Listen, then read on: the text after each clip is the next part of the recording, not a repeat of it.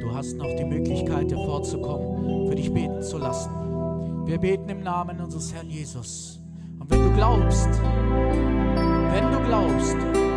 so werden Wunder und Zeichen in deinem Leben passieren. Durch Gott, nicht durch uns, durch unser Herrn Jesus Christus.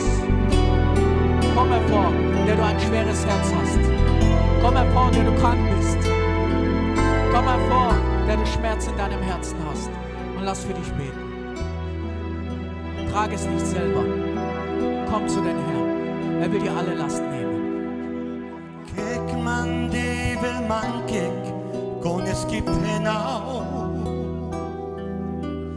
Kek kones kipenao yan miruzi. Man ki kon shune und man kon ai vela. Bloß du divel shune al mangikoi.